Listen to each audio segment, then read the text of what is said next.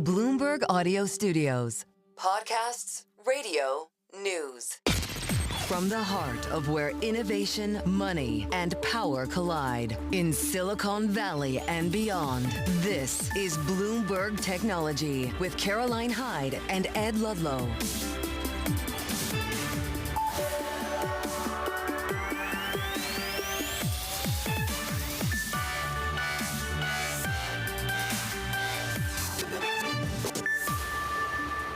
Live from New York, I'm Caroline Hyde. And I'm Jackie Davalos in Washington. This is Bloomberg Technology. Coming up, ServiceNow makes a nearly $3 billion AI bet in a move to buy startup Moveworks. Plus, crypto sinks further with Bitcoin sub $80,000 as tariff war tensions drown out Trump's pro-crypto announcements. While President Trump says he's negotiating with 4 different possible buyers for TikTok's U.S. business, and a deal could come soon. But first, we highlight the market sell-off. We are unwinding that AI trade once again. When growth enthusiasm becomes fear, we're down by 3.3% on the Nasdaq 100, having its worst day since December the 18th. We are the lowest since September 2024. The Mag 7 sinks in particular. We're looking at 5.4% drop. Apple now sub $3.5 trillion.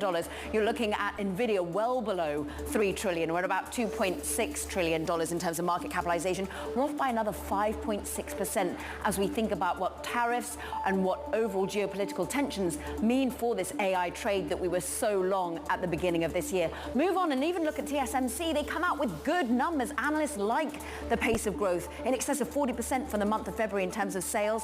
All eyes on whether they can live up to their own internal guidance for their fiscal first quarter. But the AI demand still clearly there when it comes to the making of chips, but it is dragged lower by sentiment. Let's get to that sentiment. Bloomberg's Ryan Vlastelica is here, and boy, are we continuing these gyrations in the market. Yeah, absolutely. It does seem like there's just no end in sight for all of this selling. You've had major names that were kind of seen as maybe a safety trade in the market. They're all breaking down. Major indexes have fallen under major support levels. Key stocks have fallen under support levels. There's just been, hundreds of billions of dollars of value just completely wiped off. It's been a very broad-based weakness here.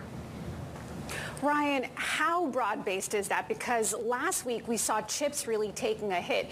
Is what we're seeing today just really a drag down of a couple of the big names that have a high concentration in that NASDAQ 100 index? Or is there broader fears here that we're just not seeing yet? Well, I do think just the breadth of the selling does speak to just the broadness of the fears out there. If we are going into some kind of economic contraction or just broader weakness, when you do have potential tariffs and escalation and geopolitical tensions, that's going to weigh on the markets pretty broadly. But because tech has done so well for so long, this is a natural place for people to be taking their profits first. And any hints of buying the dip just seems to be completely away. I mean, the key question for the market is, thus far, Trump says he's not listening to the markets, but is there a point at which he starts to? Well, I don't know about that, but at a certain point, you do have a lot of people remain very positive about the long-term potential of the big tech stocks, even the AI stocks. It is very possible at some point where people will come in and think, you know what, these names have really gotten beaten down. A lot of them are at multiples that they haven't been trading at in, a couple of years or even longer. That all speaks to an environment where maybe people start to get a little bit more positive, start to nibble in at the bottom, but there's so much uncertainty just in the broader economy right now. It's hard to know when that's going to happen. But certainly if we did see a rebound from here, I don't think that would be too surprising because it's not like the fundamentals have really changed all that dramatically. That's Bloomberg's Ryan Vlastelica. Thanks so much for joining us. Later today, President Donald Trump is set to meet with CEOs of major tech companies, including IBM, Intel, Qualcomm, and HP. The meeting comes as the White House considers policy changes, including tariffs and stricter export rules that could impact the tech industry's global supply chains and operations. Bloomberg's Mike Shepard joins us now to discuss more. Mike, what are the stakes of this meeting today? Well, we are seeing the stakes of this meeting play out in the market right now. We're seeing the kind of uncertainty that is gripping investors as really a reflection of what these companies are also going through, because the tariffs, whether they're imposed or not, are throwing an element of what happens next for them and their supply chains, and also what happens to costs that they may have to bear, and also markets that they may be trying to sell to. Not not only consumers when you think about endpoint buyers, but also folks, other companies that may be looking to make some acquisitions along the way for their own supply chain. So there will be a lot to say at this. It's unclear whether there will be some big reveal or announcement from the president. It is not signaling that way when we think about the TSMC announcement from a week ago or the big SoftBank announcement on Stargate with OpenAI and Oracle. This doesn't have quite that vibe right now, but we'll have to see what the president says. For now, the meeting is closed to press, but maybe they will open it up. That's a great point that you bring up with Stargate, because then it was kind of this flashier meeting that was, we were getting some nuggets beforehand. What does it mean that these are American companies? As we heard from TSMC last week, are they looking more for guidance, or is Trump looking something from them? Well, Trump is always looking for something from his counterparties. He wants some sign that they plan to invest, they plan to expand, they plan to do more with their domestic presence. And yet the way the market is heading right now and all of this uncertainty, it is not an environment in which companies and businesses are more inclined to make those kinds of big spending, big investment decisions. What's hitting them most, Mike? Is it tariffs? Is it a potential repeal of the CHIPS Act? What is going to be their top question to President Trump, these CEOs? That's a great question, Carol, because the tariffs really have taken precedence over almost anything else.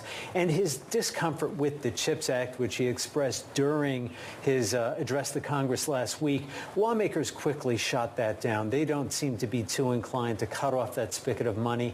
There was enough bipartisan support to get through, but the tariffs are really the thing out there that is sowing this kind of uncertainty about what the impact on supply chains would be. Remember, the president has imposed tariffs on Canada and Mexico and later put them in abeyance for now, our two largest trading partners here in the U.S. And then there's the world's second largest economy, China, that is the third largest U.S. trading partner. Those tariffs of up to 20% on most products coming in from China really have an impact and start to have a bite.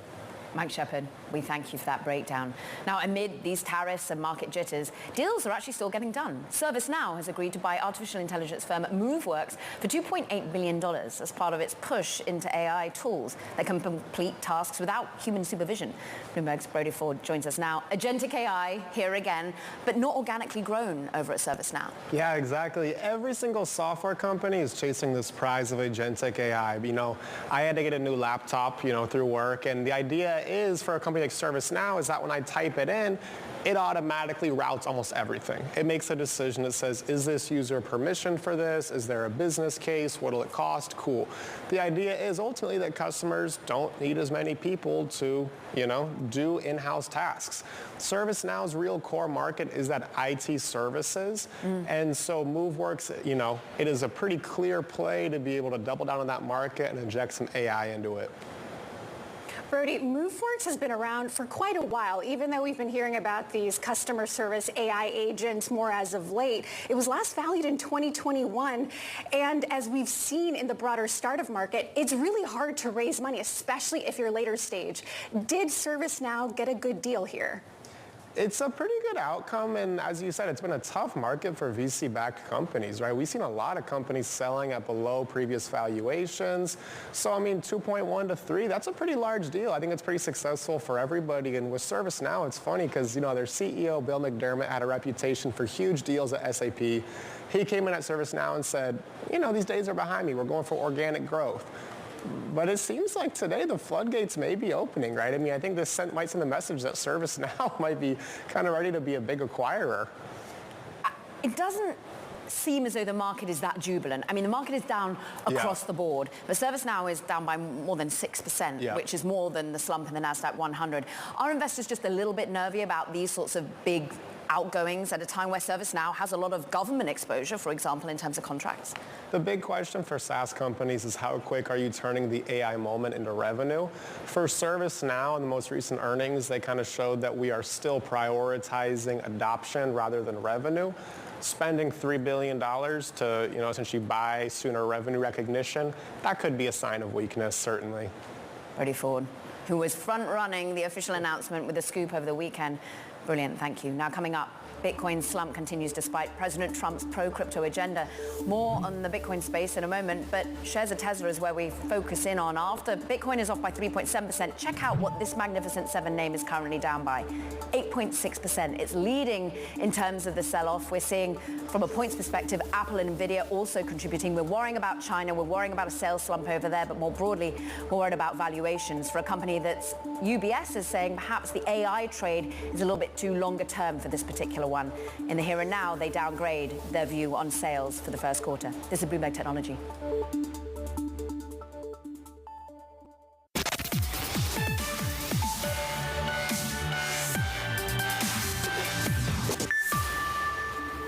Bitcoin slide continues. It's now below $80,000 for the first time since November. Now, the asset class is consumed by macro concerns rather than the slew of pro-crypto rhetoric that we got from President Trump's crypto summit on Friday. For more, let's break it all down with Sonali Basak. And maybe there's a slight underwhelmed feeling from the crypto summit, but it is macro front and center in terms of the sell-off on crypto. Right. First and foremost, the risk appetite is pretty tough out there, and you have a fairly high correlation still for Bitcoin to stocks. So if you're selling off risk assets, you're certainly not buying Bitcoin today. I think what's remarkable is not even just today's decline, and you are now flirting with that $80,000 level. We have dropped below it, but it's trying to kind of keep that mark. You have Bitcoin down more than 25% since the highs that we saw. So if you bought Bitcoin at $110,000 nearly, you're feeling that pain today. On a 7-day basis, Bitcoin is down more than 11%. So too is Ethereum. But one thing that's important about all this is also that strategic Bitcoin reserve that the White House had been talking about. It's not the idea here that they'll be buying more crypto assets. They would be taking assets from what is already forfeited, right, from what they have seized. So if you're not buying from the U.S. government, then it remains that Bitcoin needs that extra marginal buyer story here at a time where, as we've been talking about, risk appetite is quite low. Sonali, crypto is almost synonymous with volatility depending on where you sit. How much of these swings are actually unprecedented? How does it compare to what we've seen in the past? Well, think about it this way, Jackie. On one hand, it's something that big investors who have been in Bitcoin a long time have bared before. You have the billionaires in the crypto industry pretty used to losing a billion or a few in a single year. But if you're a retail buyer who have maybe got in at the end of last year when the prices were still high through the form of an ETF, it is tougher to bear. Now, if you're thinking about the look ahead as well, there are a lot of meme coins and a lot of altcoins that people have bought into in addition to Bitcoin. Even more of a drop than Bitcoin today is, for example, Doge. And many of you might notice that over the weekend there was a lot of criticism around Doge and the plans for it, both by judges as well as members of the administration, according to different reports that were out there. So it's not just Bitcoin, it is the altcoins outside of it. They saw this big rally when President Trump initially had hinted that Solana, Cardano, XRP could be considered for this reserve, but they were not in that executive order necessarily for purchase for this strategic Bitcoin reserve. So now, or crypto asset reserve. So you do see pain there as well because the government's plans are somewhat unclear even after that big White House summit on Friday. Jackie. That's Bloomberg's Sonali Basak. Thanks so much for joining us. We caught up with White House AI and crypto czar David Sachs ahead of the crypto summit on Friday. Here's what he had to say about the creation of the Bitcoin reserve. The reason why we need a Bitcoin reserve is that the federal government already owns some. In the past, the strategy has been simply to sell it, in an ad hoc way, almost willy-nilly. And that cost American taxpayers something like $17 billion in lost value. So we want to have a long-term strategy to maximize the value of these holdings. For more on the crypto landscape, Stacey Rowland, 01 Strategies founder, joins us now. Stacey, why did this crypto summit fall flat? Because hopes were pretty high. Well, I think it's important to realize that unlike markets that react instantaneously, policymaking requires patience. It's a slow process. So yes, the ball started rolling on Friday with the president's call for the creation of a strategic reserve and digital assets stockpile. There's a lot of details, as we've been discussing. A lot of details still need to be filled in, and there's still a role for Congress to play. Stacey, with the work that you've done, with the government relations that you built, the advisory work you've been doing to companies trying to ascertain what the government might do, is there consistency enough? Because I think the fact that you're saying it's day one, it takes a while to really digest what a strategic Bitcoin reserve means. But the lead up to the strategic reserve was long, and many had anticipated there would be buying, that maybe it wouldn't just be Bitcoin. We were allowed to get over-enthusiastic about what the announcement would be. Well, I mean, it's a great question. And I think essentially more conversations will have to happen, right? Congress will have to be involved. These are long discussions. I do think looking at the details, one thing that I think is really interesting is the part that the public was able to see. There were interesting comments made, especially by the Treasury Secretary, where he suggested that the Treasury was going to be playing a role in assessing the tax code and looking at risk weighting. And I thought that was a really interesting hint. I'm very interested to see what Treasury does working with the OCC and the IRS what the Secretary had promised was, looking at applicable regulations and amending or rescinding as necessary. I'm interested in seeing whether he is limiting those comments just to the strategic reserve or whether he was suggesting something broader, and there's more to come. Well, you served within the Treasury Department and you was in staff of the Office of Tax Policy, so you're someone who should know about these tax perspectives. And thanks, Jackie, for holding on for this moment. But Stacey, I am interested in what it means in terms of the future of on-ramps here. We talked about stable coins getting some sort of regulatory clarity. That's something that investors want, not just tax clarity too. Yeah, that's exactly right. There are calls for clarity across the board. Those are largely in Congress's purview. And this week in Congress, if we can take a quick shift to look at what's going on the other side of Pennsylvania Avenue, there will be, this week we're going to have action on stablecoins and on information reporting in taxes. So we're going to see it's a very busy week in these areas, both coming out of the White House, reactions to that, and actual policy making on the Hill. You mentioned that Congress is going to have to be involved. What kind of bipartisanship do we see around crypto? Yeah, increasing. Right? And I think it's important for people to realize, especially in the work that I do, that every Congress is different. Right? And so last year we did see a shift over the years for this issue to be sort of increasingly partisan. But a lot of that was largely to do with the political realities. You had the Biden administration that was signaling, skepticism, right? Some would say hostility to some areas of digital assets. And the heading into a contentious election year, Democrats were going to, defer to their party leader.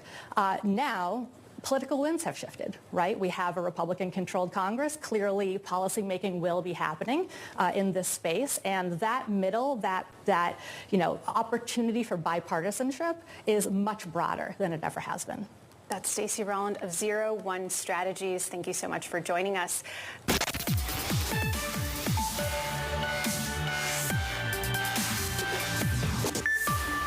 Time now for Talking Tech. First up, shares of Redfin surging today. Rocket Companies has announced a deal to buy the real estate listing site for $1.75 billion, paying $12.50 a share in an all-stock transaction. Rocket CEO Varun Krishna joined Bloomberg Open Interest, had this to say about the deal. We're very excited about this deal. Two of the biggest growth opportunities for Rocket that we've talked about are really growing in purchase and AI. And by bringing together the leading home search website with the leading mortgage finance company, we expect to accomplish both. Plus, Deliveroo is set to exit from its Hong Kong business due to weak sales and mounting competition. Now, the London-based delivery company will sell some of its assets to rival Foodpanda, with other assets set to close. The Deliveroo app will remain active in Hong Kong until April the 7th. And self-driving startup Wave says it's near a commercial debut with major automakers to launch its driver assistance system in the US and in Germany. Now, the startup is backed by SoftBank, Nvidia, Microsoft, and Uber, also saying that its AI software can adapt to US driving behaviors faster and at a lower cost. Wave did not, however, mention a timeline for release or the name of the car makers involved, Jackie. For more on Wave, Dana Woolman joins us now. Dana, autonomous vehicles are really having a moment here. How does Wave stack up to what's already on the market and what we've seen so far? So for listeners who are unaware, Wave is not a consumer-facing product. So it specializes in autonomous driving software, and as you might imagine, it is AI-powered. And that software goes into various automakers' vehicles, and it may not even be branded as Wave in front of consumers. So it's not something consumers can purchase, but it may be something they experience depending on what car model they purchase in the coming years. So the competitive threat is to Tesla FSD, is to all the other automated offerings that we're about to be consuming? You know, possibly the likes of Waymo. What I find so fascinating about this space is there's a lot of frenemies. There are clear competitors, but sometimes, depending on the web of who's invested in who, a partner could also be a sometimes competitor. I think the relationship, for instance, between Uber and Waymo is really fascinating in that regard.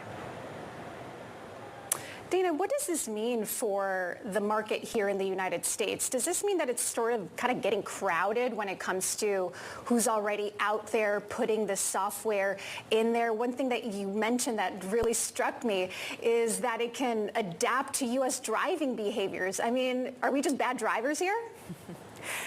So that struck me as particularly interesting too, alongside us providing some news today about the company's timeline or just vague timeline. The company put out some data today just suggesting that it has a newer and more efficient approach to adapting its algorithms and its AI models to basically U.S. signage and U.S. road rules. And this has been a really fascinating topic. It's actually something that NVIDIA CEO Jensen Huang brought up at the company's CES keynote.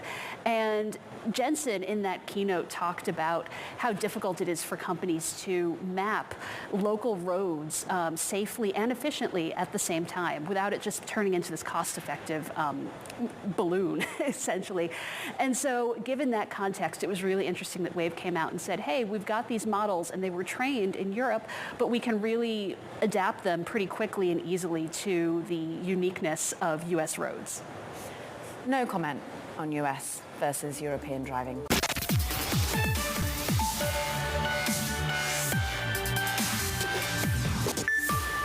Welcome back to Bloomberg Technology. I'm Caroline Hyde in New York. And I'm Jackie Davalos in Washington. And we check in these markets that are in sell-off territory once again. Look, we are questioning growth in the US. We are questioning tariff impact in the US. And we're questioning valuations of the AI trade. We're off by the NASDAQ 100, almost 3%, bouncing off of our lows, but nevertheless underwater. We're looking at Bitcoin off by 3.4%, at one point sub $80,000. We're still higher than the day of the US election, November last year, but only just. Meanwhile, we're trading at the lowest level of the NASDAQ 100 since December the 18th of last year. Move on and have a little, well, actually, the lowest level since September. It's the worst day on the market since December of last year. I'm looking at basically the entire Mag 7 driving us lower in terms of a points perspective. There are 0 sell ratings on a number of these names. NVIDIA, 0 sell ratings in terms of analyst expectations. Microsoft, 0 sell ratings, but still we go lower as we cannot fathom when we start to see a bottom and people start to buy the dip. Tesla dragging us the most, off by 8.5%. We worry about Chinese growth and we worry about a future of AI where UBS cuts their forecast for this year's sales to the company. But Microsoft and all these names just in the red, but there's much more news when it comes to Microsoft, Jackie. That's right. Microsoft has created its own in-house AI models that it thinks it can go toe-to-toe with industry rivals like OpenAI. According to sources, Microsoft has been developing a family of models called MAI to perform a variety of tasks. For more on this, Bloomberg's Matt Day joins us now. Matt, Microsoft has poured billions of dollars into OpenAI. Why is it developing its own models now? Well, I think Microsoft wants a hedge at some point, right? Their agreement with OpenAI, the main one that's gotten all this attention the last couple of years, that only runs through 2030. That could be extended hypothetically, but at some point, Microsoft's going to need to shoulder the burden for its own AI services. The company clearly believes that AI is the future, and so even though they've been partnering with OpenAI real closely, as they say, every time they open up their mouths on the subject, they're still working on their own models as well. We were just talking about frenemies in the AV side of things. Is this a question of frenemies? Are they competitors or are they partners, Matt? Well, it's both. Like I said, Microsoft sings OpenAI's praises anytime they can, but they're also realistic about it, right? They've worked on their Phi models for a long time. These are smaller set of language models that can run on a laptop, or at least they're designed to be smaller than the big kahunas at ChatGPT. But I think both parties are kind of sober and realistic that they're going to work together, but they're also going to build their own mousetraps. Matt, OpenAI's technology like ChatGPT underpins a lot of the existing technology that Microsoft has already sold to its enterprise customers. Does this move risk spooking that base?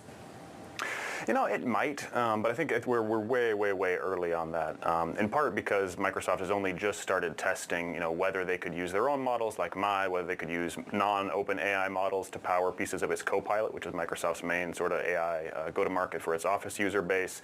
So we're probably really, really early for that. And right now Microsoft would tell folks, hey, we still use OpenAI. That's the industry standard, the state of the art. Fascinating deep dive on Microsoft. We thank you, Matt Day. Meanwhile, let's talk about more in the generative AI space. A startup from two former researchers at Google's DeepMind have raised $130 million for a new company. Its goal, to create AI-powered superintelligence. Co-founder and CEO of Reflection AI, Misha Laskin, joins us now. Misha, this is around coding and the fact that coding can be done better than a human, and not just as some sort of co-pilot, but actually going off and building the code itself. That's right. Thank you for having me. So to take a step back, we're a team of researchers and engineers from formerly frontier labs like DeepMind, where we contributed to some of the biggest breakthroughs in AI over the last decade. And the mission of the company more broadly is to build superintelligence. And what we believe the starting point is exactly what you said. It's building incredibly reliable autonomous coding systems. So that's what we're focused on today. Did DeepMind not want to do that? Why did you have to go off and set up your own company? Well, we think it's really important to not just do research in the wild, but to be really closely coupled to product and customers. A motto that we have at the company that the only eval that really matters is the real world eval. And so we felt that by being really close to the customers, we'd be able to see through the mission better. Misha, when I think about coding assistants, I think about Microsoft GitHub Copilot. It's extremely popular amongst the coding community out there. And I'm curious what kind of reaction you've seen from your customer base with the notion that you want your tool to be able to do it on its own versus kind of have this human intervention alongside of it. That's a really good question. So actually, we've found that the tool, both internally at Reflection and the way our customers use it, is incredibly empowering because it allows engineers to focus on the stuff that is really high priority and they want to work on. And we kind of take the more tedious work off their plates. So we kind of think of an engineer of evolving over the next few years and becoming basically an architect that has an army of these 100 AI engineers working for them and helping them see their visions through. When I hear superintelligence, I remember a lot of the initial, more existential kind of concerns that were coming up at the really beginning of ChatGPT taking the world by storm. And just last year, we saw a wave of AI safety-focused researchers leaving OpenAI. I'm curious how you're going about the safety conversation a year afterward. Yeah, that's also a really good question. Safety is definitely one of the things we care about a lot. This is a lot of the work in safety is traced back to what's called reinforcement learning from human feedback, which is what our team led at Gemini. And the way we think about safety is from a very practical perspective. We believe that superintelligence cannot be built in a vacuum. And so it's really important that you iterate closely with customers and users and make sure that these systems are aligned from day one with their needs and are put on the right guardrails. Many are worried ultimately about whether this disrupts the labor force. You're saying, look, you're just going to free up the engineers to do even more. But ultimately, what talent do you need right here, right now? And in the longer term, will you need as much talent? Well, the challenging thing, both today and in the future, is how to ask the right questions, how to design the systems so that your AI engineers do the work for you. So today, a lot of the talent is around research and distributed systems engineering and very kind of complex engineering tasks. Now, AI engineers might help offload some of that in the foreseeable future, but I think asking the right questions will still be a really valuable skill. It's quite busy out there in the world of generative AI coding assistants and startups that are getting mind-boggling valuations. The latest was Anysphere coming out with a $10 billion valuation. We understand they're going to be getting money. Replete, we think about Poolside. How are you thinking about standing out from the crowd and continuing to be able to raise significant amounts of private money? What we're building is significantly different from the existing suite of coding AI products today. The way we think about the existing coding AI products is akin to cruise control for engineers. This is really useful, but the engineer still does most of the driving. We're building systems that are fundamentally autonomous from day one, that you give them a task and they take you from point A to point B, and they need to do so reliably. And to do that, you need to drive fundamental breakthroughs in intelligence, and that's what our team is focused on. That's Misha Laskin, CEO of Reflection AI. Thank you so much for joining us. Coming up, Alexa Von Tobel of Inspired Capital joins us to talk about the future of social commerce. Caroline?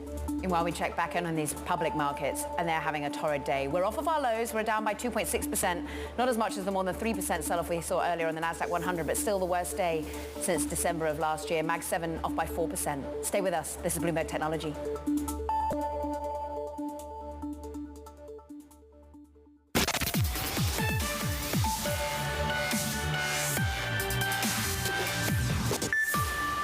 Venture investing is on track to be at its highest level since 2021. That's according to data from PitchBook.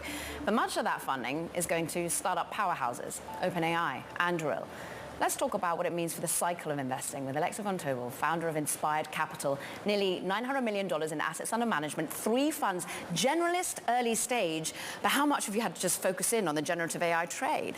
There's obviously so much happening with AI writ large, and I think it hits so many verticals. So for us, we're very thesis-driven, and the future of social commerce, which I know we're talking about today, we've had a 3-year thesis that we've just been thoughtfully executing, and so that's how we like to do our work. Okay, so when you're thinking about a thesis such as social commerce, that is how AI can interweave with my social experience, and suddenly my shopping experience becomes that much more targeted? That's exactly right. So in our point of view, you'll have the huge OpenAI, the LLMs, the Perplexities of the world, but there will be an AI application layer above that. So for example, we backed a company called Duckbill, and what Duckbill does is gets to know you exactly, knows how many children you have, what products you're interested in, and then serves them up for you. So it takes discovery from going to Google and hunting for that birthday product. My daughter turns 10 this month, for example.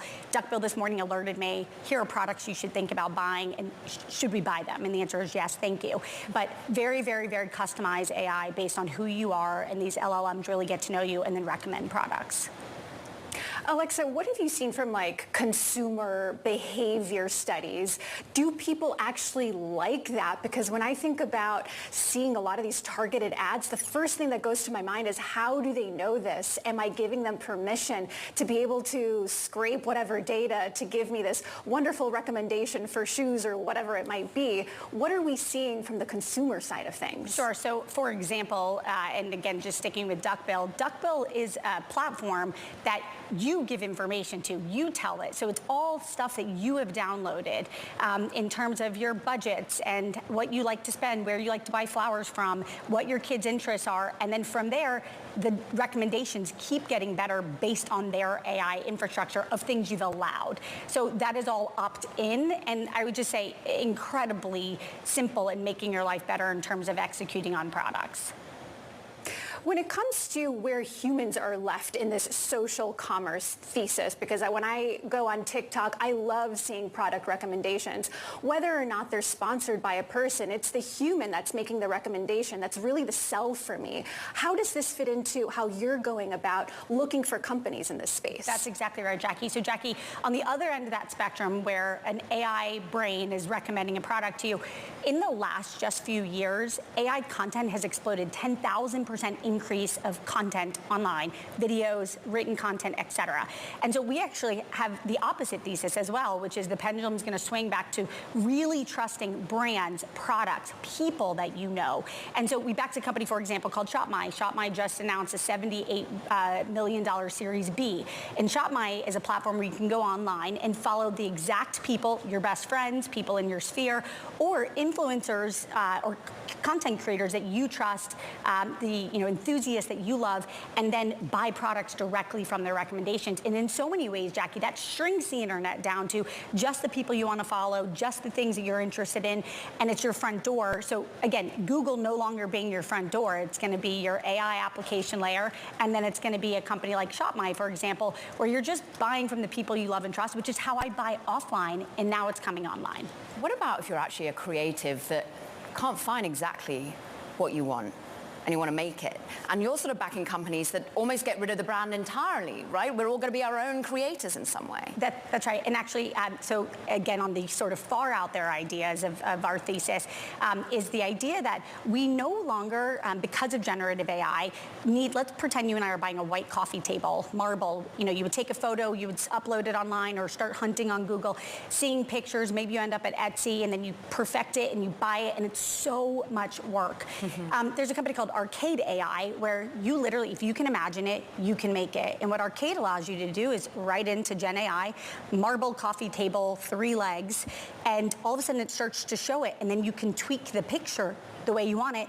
And then it shows you all the places you could buy exactly that table by connecting you directly to the makers. So what that does is it turns all of us, normal everyday people, into expert creators where you can manufacture your own products, which again is a more out there edge of the spectrum, but a big, big, big idea. And that company's just raised $42 million. I mean, in terms of being an expert, you're also an expert founder yourself. You built Lenvest. And I can imagine at this moment, when you're thinking about a company that's building around a global narrative of building your own products, you're getting a lot of calls from these founders being like, what do I do in this scenario? We've got no consistency in terms of path or direction right now from a government level.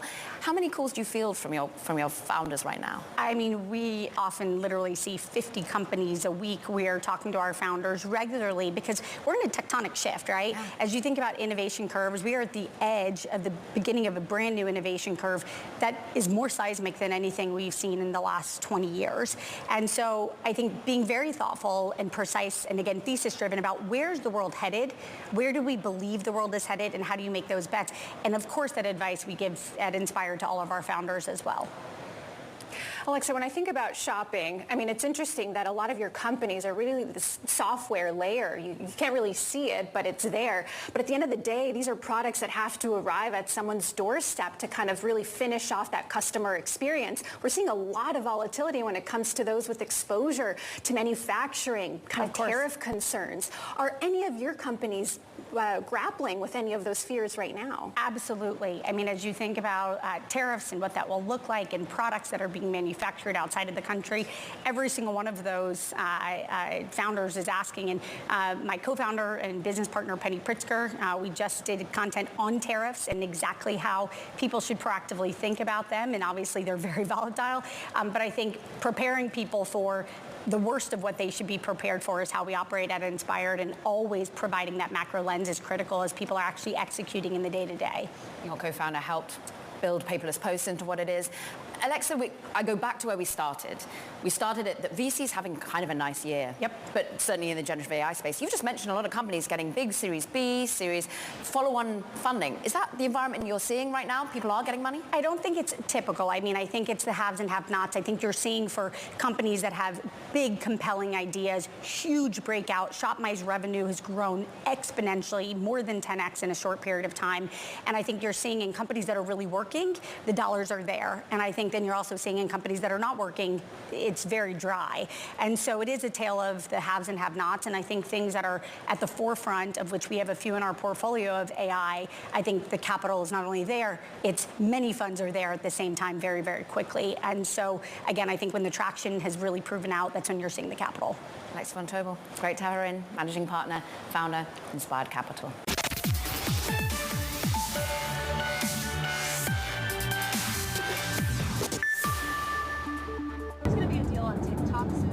There could be. We're dealing with 4 different groups, and a lot of people want it, and it's up to me. So there could be. President Trump there speaking about efforts to find a buyer for TikTok's U.S. business. For more, let's speak to Bloomberg's Kurt Wagner. The clock is ticking. It's April the 5th is the time they've got. Are we going to have to extend? It's very possible, right? I mean, that comment from President Trump was sort of more optimistic, I think, than the things that we've been hearing from behind the scenes. It really feels like things sort of have stalled out. A lot of potential bidders have, made outreach, but not necessarily gotten a lot of feedback in return. And so this idea that, there might be 4 possible groups that are all in the mix here, I think makes it sound more optimistic again than I was, feeling that it was 48 hours ago. Let's talk about the in the mix lot, because we've spoken on this show plenty of times to Frank McCourt Jr. He's with Alexis Ohanian on the one front. We've also spoken to Jesse Tinsley, who might or might not be powering up with a Mr. Beast, but certainly has got some other key founders like the Roblox CEO alongside him. And then there's sprinkling of others. Who are these 4, do you think?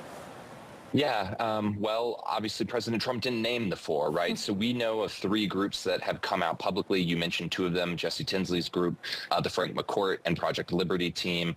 Perplexity AI has supposedly made some type of bid for TikTok as well. So those are the 3 that have sort of been public.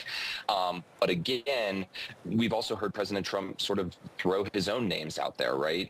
Larry Ellison with Oracle, Elon Musk, of course, with his stable of businesses. And so we don't know who he's talking about. We only know who's raised their hand, but the numbers don't add up. He says 4, we know of 3, so supposedly there are some mystery names still out there. And the numbers are all a mystery as well, because is it worth up to $50 billion for US TikTok if they don't get the underlying algorithm, such as with Project Liberty's bid? Yeah, I think what makes this so complicated is that, one, the range of prices. I believe Project Liberty bid $25 billion, and another group, the Tinsley Group, I think was saying more 20. We've heard numbers as high as 50, as you mentioned. And I think it all depends on what is included in a deal, right? Does it include that underlying algorithm? Does it include just the brand and the user base? And also, what role does the U.S. government have here, right? President Trump has talked about the U.S. taking 50% of this, right? And so that has to factor in too. Is that even doable? So this is not traditional, Caroline, as you know, and so I think that's what makes, even basic numbers here or ranges here very hard to predict. And what's totally unprecedented is the idea that the president himself has the time or the bandwidth to be negotiating any of this. But it is a geopolitical context, because China gets sort of a right of reply in all of this, and at one point seemed to only want Elon potentially as a bidder. Yeah, well, I'd point out 2 things. One, it feels like J.D. Vance, Vice President Vance, has actually taken on some responsibility for trying to get this over the line, right? Because the president is presumably very busy, and so he's passed at least some of this off to him. The other thing that hasn't really been mentioned here is, like, just because President Trump wants a deal done does not mean a deal is going to get done, right? Like, ByteDance has to agree to this, and by association, pretty much the Chinese government has to agree to any type of deal, right? So he is really representing just one side of this equation. And so I think, when you factor those 2 things in, again, there are 4 people bidding and I have control over this, those kind of comments from him, I think are lacking some major context around the fact that he's not the only one who gets to decide here. Clock's ticking. Kurt Wagner, thanks for the update on all things TikTok. Meanwhile, we take you back to the public markets. Selling pressure remains. We're off by 3% on the NASDAQ 100. Magnificent 7 having an ugly day, off by 4.5%. We question U.S. growth. We question tariffs. Look about the earnings that we're coming up, of course. This does it for this edition of Bloomberg Technology. You don't want to miss out on Oracle's numbers. They report after the close today. We're off by 4% on Oracle. We question AI and the data center. We also talk about AI at HumanX in Las Vegas. Join us there tomorrow. This is Bloomberg Technology.